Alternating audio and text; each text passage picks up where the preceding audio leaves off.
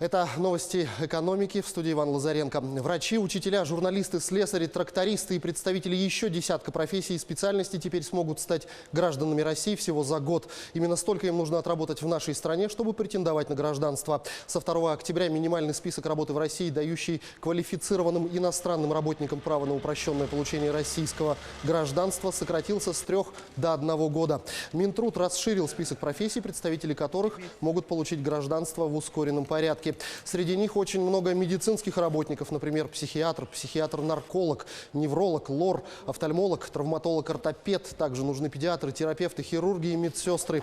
Готова Россия быстро принять в гражданство и журналистов, зоотехников, механизаторов, слесарей по ремонту сельхозоборудования, технологов, трактористов, комбайнеров, агроинженеров, инженеров по горным работам.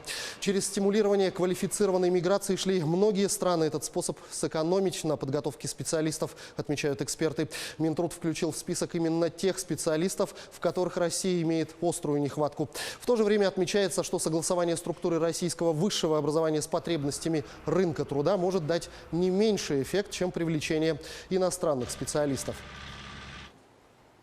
Только 4,5% граждан, которые могли бы открыть свое дело, действительно собираются это сделать. Еще 26% респондентов сказали, что такие планы у них и есть, но в отдаленной перспективе.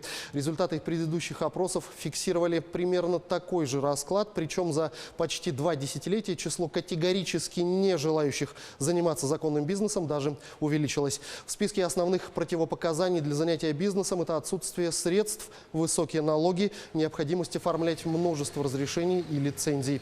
В числе основных препятствий для открытия своего дела называют конкуренцию, а также недостаток нужных знаний и опыта. Основной резерв пополнения кадров предпринимателей – это молодые люди, не бедные жители крупных городов, областных и районных центров, а также самозанятые. Если среди наемных работников 61,5% заявили, что не хотят создавать свое дело, то среди самозанятых такие ответы встречались почти вдвое реже – 34%. Российский Минфин прорабатывает варианты ужесточения налоговой нагрузки на мировых поставщиков цифровых услуг, таких как Google, Facebook и Apple.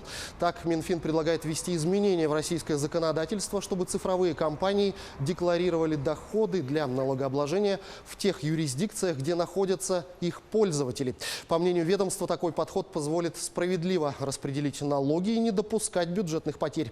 Сейчас глобальные интернет-компании чаще всего платят налоги на прибыль по месту регистрации штаб-квартиры.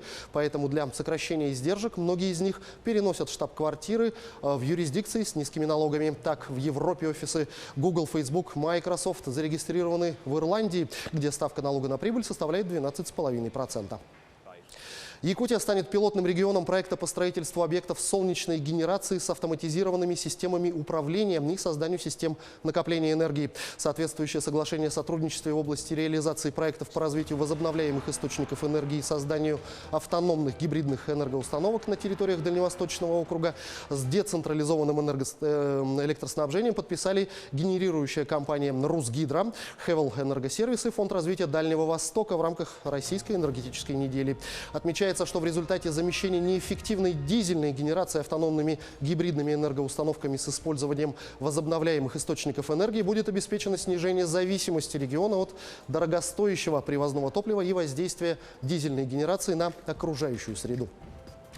За 2 месяца этого года количество индивидуальных инвестиционных счетов на Дальнем Востоке увеличилось на четверть – с 47 тысяч в июне до 59 тысяч на конец августа. Этот тренд на Дальнем Востоке соответствует общероссийской тенденции. Лидером в макрорегионе по-прежнему остается Приморский край, а быстрее всего в июле-августе росло число индивидуальных инвестиционных счетов в Якутии. Здесь стало таких счетов почти на треть больше. Активный рост количества индивидуальных инвестиционных счетов объясняется прежде всего привлекательностью этого инструмента для индивидуальных инвесторов с точки зрения налоговых льгот. При общей тенденции к снижению процентных ставок по финансовым продуктам для граждан возможность возврата 13% от суммы ежегодного взноса или освобождение дохода на инвестиционном счете от налогообложения при закрытии счета является существенной. Напомню, чтобы воспользоваться любой из 2 налоговых льгот, нужно открыть индивидуальный инвестиционный операционный счет и не закрывать его в течение 3 лет. В течение каждого года на счет можно вносить сумму в пределах 1 миллиона рублей и только в российской валюте. Налоговый вычет от государства при этом возможно получить только суммы до 400 тысяч рублей. Это 52 тысячи рублей в год. На этом у меня все. Оставайтесь в курсе экономических событий на Якутия-24.